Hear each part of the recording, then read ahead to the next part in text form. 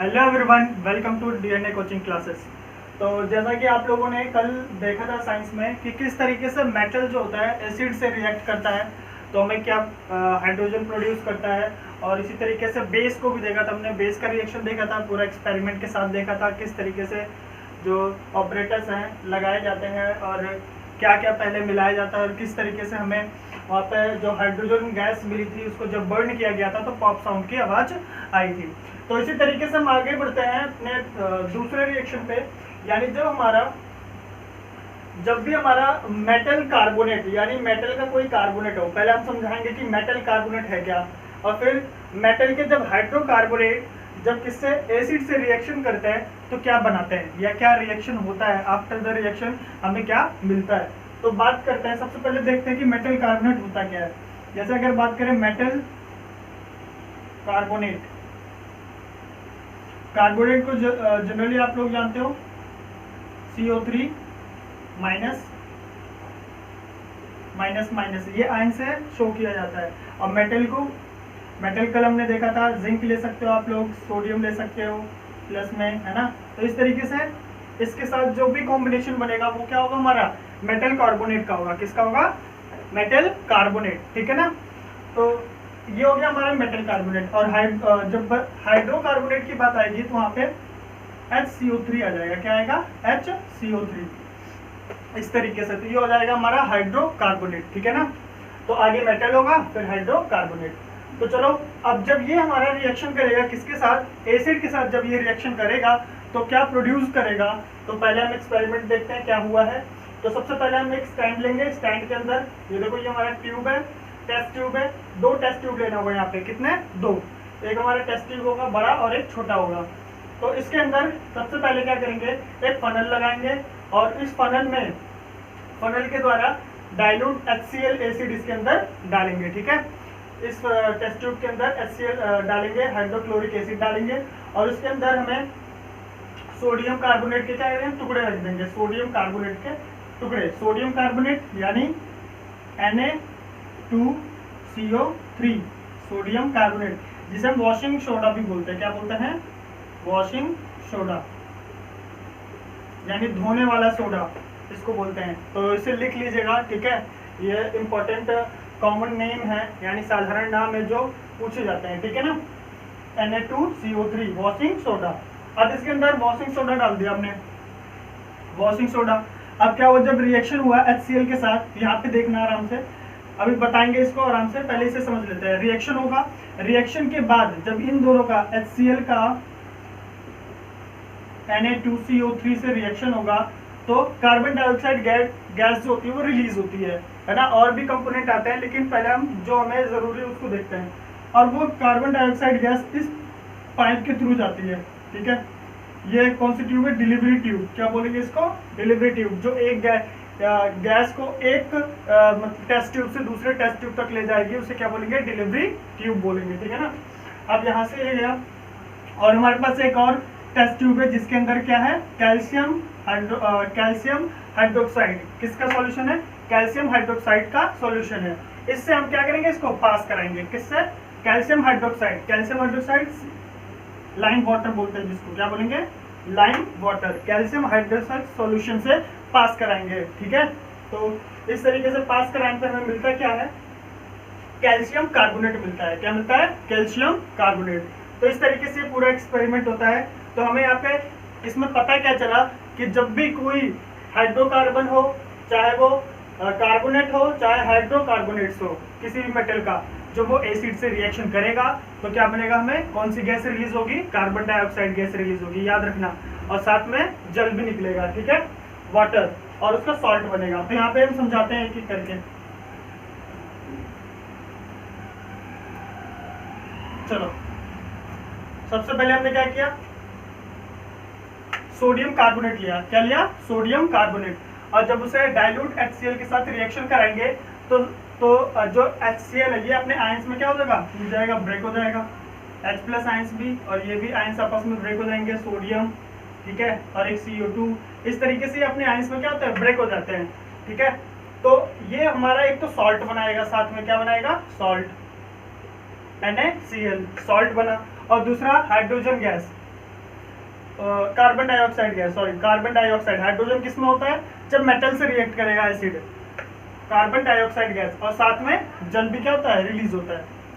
अब यहाँ पे इसी ये तो हमारा था कैल्शियम कार्बोनेट।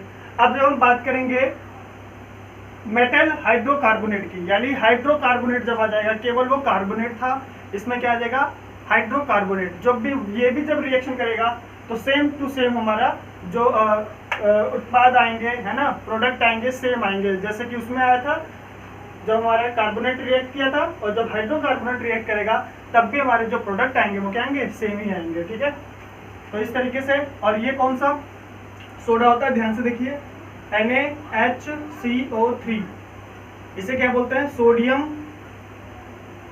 Sodium hydrocarbonate. ठीक है, सोडियम हाइड्रोकार्बोनेट। अब ये रिएक्ट करेगा किससे, HCl से, HCl से रिएक्ट करने के बाद फिर से हमें क्या देगा NaCl, same to same product देते हैं। और फिर ये क्या जाएगा हाइड्रोजन, हमारा जल निकलेगा और साथ में कार्बन डाइऑक्साइड गैस, यानी दोनों रिएक्शन में हमें क्या मिला, जल मिला और कार्बन डाइऑक्साइड गैस मिला और उसका सॉल्ट मिला। ठीक है, अब इसके द्वारा जब यहाँ पे कार्बन डाइऑक्साइड गैस मिलती है तो उसी कार्बन डाइऑक्साइड गैस को किसके द्वारा, डिलीवरी ट्यूब के द्वारा दूसरे टेस्ट ट्यूब तक ले जाया जाता है, जिसके अंदर क्या होती है कैल्शियम हाइड्रोक्साइड गैस होती है। क्या होती है, कैल्शियम हाइड्रोक्साइड होता है। और उसके थ्रू जब उसे पास कराएंगे तो पास कराने पे ये रिएक्शन हो जाता है किसके साथ, कार्बन डाइऑक्साइड के साथ, और हमें क्या आ जाता है व्हाइट प्रेसिपिटेट, यानी व्हाइट कलर के ठोस पदार्थ होते हैं जो अवक्षेपित होकर नीचे बॉटम पे सेटल डाउन हो जाते हैं, और वही हमारा क्या होता है कैल्शियम कार्बोनेट होता है। क्या होता है कैल्शियम कार्बोनेट।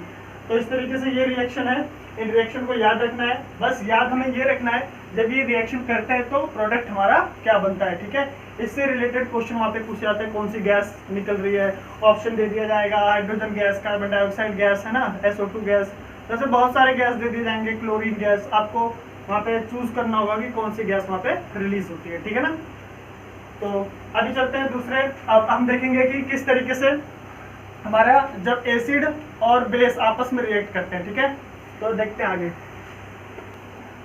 तो आज देखेंगे यहाँ पे कि किस तरीके से जब हमारा एसिड और बेस आपस में जब रिएक्शन करते हैं तो क्या होता है। अब देखो ये एग्जांपल, यानी आप अगर इसे देख रहे हो तो आप लोगों ने ये पहले भी पढ़ चुका है कि एसिड और बेस जब भी रिएक्शन करता है तो क्या बनता है, आप लोग भी जानते हैं क्या बनता है, सॉल्ट बनता है। ठीक है, तो फिर से आप लोग को बताया जा रहा है। तो साथ में न्यूट्रलाइजेशन रिएक्शन भी आप लोग पढ़ चुके हो क्या होता है। ठीक है ना, तो इसमें होता क्या है न्यूट्रलाइजेशन रिएक्शन में, जैसा कि आप लोग जानते हो, जैसे मान लो कि एसिड है हमारे पास और एक तरफ क्या हमारे पास बेस है। ठीक है ना, तो एसिड और बेस को अगर हम मिला देंगे ना तो वो ज्यादा, वो जो मिलने के बाद जो भी मिक्सचर बनेगा वो क्या होगा, ना तो ज्यादा एसिडिक होगा ना तो ज्यादा बेसिक मीडियम होगा। करते क्या है ये दोनों, ये एक दूसरे के जो इफेक्ट होते हैं उसको कैंसिल आउट कर देते हैं, यानी खत्म कर देते हैं, अब एक दूसरे के प्रभाव को कम कर देते हैं। ठीक है, जैसे एग्जांपल से अगर हम बात करें, जैसे हमने एक गर्म पानी ले लिया एक गिलास में, एक गिलास में ठंडा पानी ले लिया, दोनों को मिक्स कर दिया, ना तो ज्यादा वो क्या होगा ठंडा ही रहेगा ना तो ज्यादा वो क्या होगा गर्म ही रहेगा। तो इसी तरीके से जो रिएक्शन होता है एसिड और बेस में होता है, ये बेस को, एसिड क्या करता है बेस के इफेक्ट को कम कर देता है और बेस क्या करता है एसिड के इफेक्ट को कम कर देता है। और यही इसी रिएक्शन को न्यूट्रलाइजेशन रिएक्शन कहते हैं। When the reaction between acid and base give to a salt, जब वो हमें क्या देता, क्या है वैसे देता क्या है सॉल्ट देता है। जब रिएक्शन होगा किसका, एसिड और बेस का रिएक्शन होगा तो हमें सॉल्ट देगा और सॉल्ट के साथ क्या देगा, वाटर देगा, और इसी रिएक्शन को क्या बोलते हैं न्यूट्रलाइजेशन रिएक्शन। ठीक है ना, तो इसमें बहुत सारे एग्जांपल हम लोग रिएक्शन के फॉर्म में देखेंगे। तो पहले तो आप लोग ये लिख लेना कि जब भी बेस किसी एसिड से रिएक्शन करेगा तो क्या बनाएगा, सॉल्ट बनाएगा प्लस वाटर बनेगा। ठीक है ना, तो एक चीज और याद रखना, डिहाइड्रेशन, न्यूट्रलाइजेशन रिएक्शन में डिहाइड्रेशन होता है, यानी वाटर का निकलना। ठीक है ना, तो अगर कहीं आपसे पूछ लिया जाए कि कौन से रिएक्शन में, ऐसा कौन सा रिएक्शन जिसमें डिहाइड्रेशन होता है, तो डिहाइड्रेशन मतलब पानी का निकलना बस।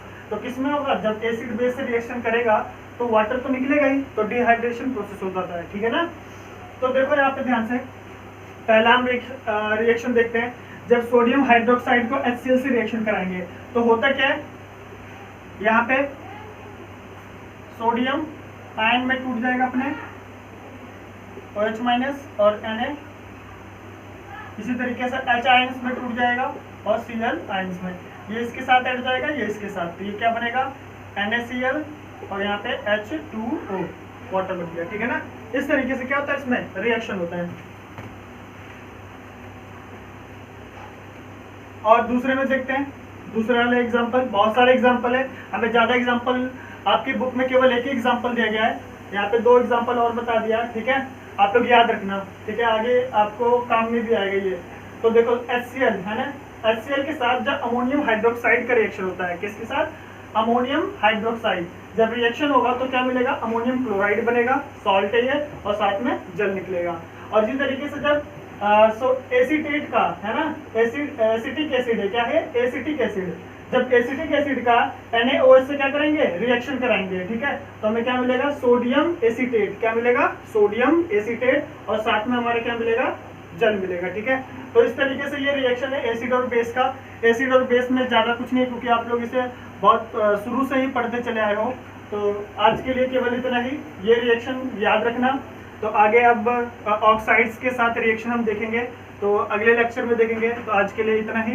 तो आप लोग तैयार रहना, टेस्ट जो है पहले चैप्टर का टेस्ट के लिए तैयार रहना अच्छे से, ठीक है, मार्क्स अच्छे आने चाहिए। तो आज के लिए केवल इतना ही, तो प्लीज़ चैनल को लाइक कीजिए, सब्सक्राइब कीजिए और शेयर कीजिए, ठीक है।